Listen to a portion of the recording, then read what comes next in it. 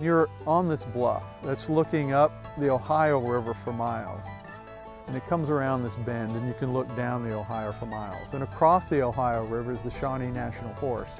And you're standing on this hillside with wetlands and forest and wildlife all around you, and you can just envision this corridor of protection on both sides of the Ohio. Instantly, I knew that was the type of project that the Nature Conservancy had to be involved with.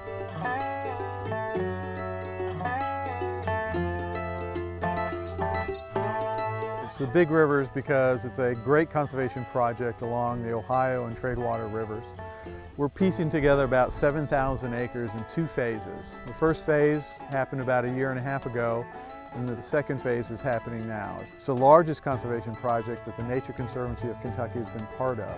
It's impressive when you get out there, and it's something that everybody should take the time to enjoy.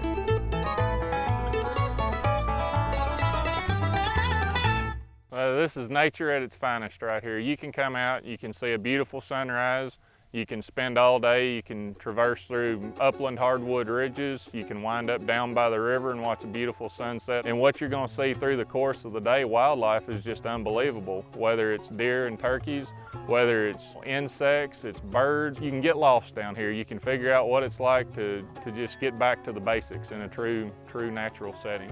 One of the most important things that I see is Kentucky is public land poor. So anytime we can move that needle in terms of more public land and get it strategically located throughout the state, we're leaving a legacy for our future. The site is ecologically diverse. It has a lot of frontage on the Ohio River, a lot of frontage on the Tradewater River. It has mature forests, regenerating forests. It has open lands.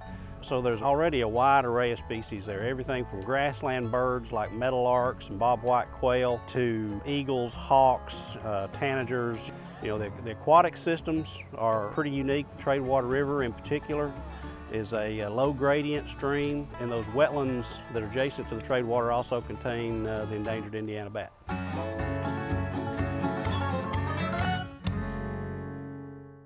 A lot of the conservation community in Kentucky has had their eye on this piece of property, and the exciting thing is that we're actually able to make something happen and get it into public ownership so that the public can use it.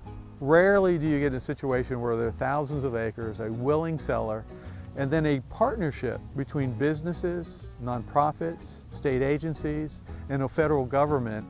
To be able to acquire this many acres, which is expensive, no one individual agency could do that, whether it's a non-governmental agency or a state agency. So the way we worked with this was to pool resources. Non-governmental organizations like the Nature Conservancy can be a bit more flexible in how they acquire land.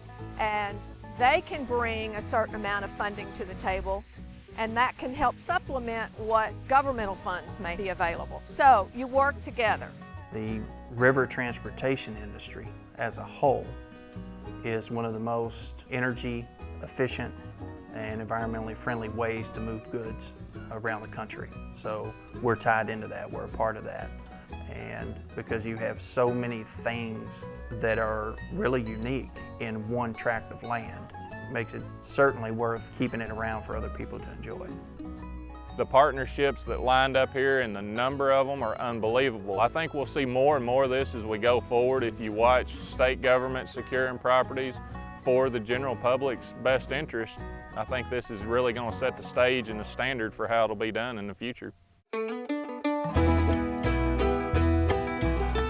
We're excited about not only is it a great conservation project, but there are great economic benefits as well. Opening this land to public access, you have recreation, you have sustainable forestry, fishing, hunting, birding, all the things that people in Kentucky enjoy in surrounding states. So we hope the tourism comes to this area, we hope people spend their money in the area, but most importantly, we're protecting something for this generation and future generations as well.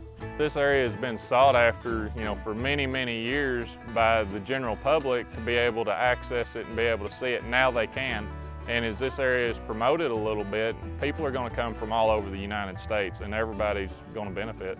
It's accessible to a lot of metropolitan areas that are 2.5, 3 hours away. So people can take a short day trip and they're into some beautiful areas.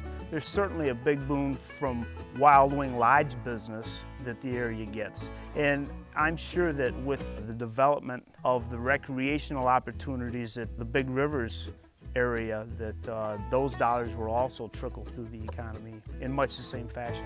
This is historic from the Conservancy standpoint, but from the Commonwealth standpoint, to be able to put 7,000 acres, invest $21 million of private, state, and federal dollars into one project.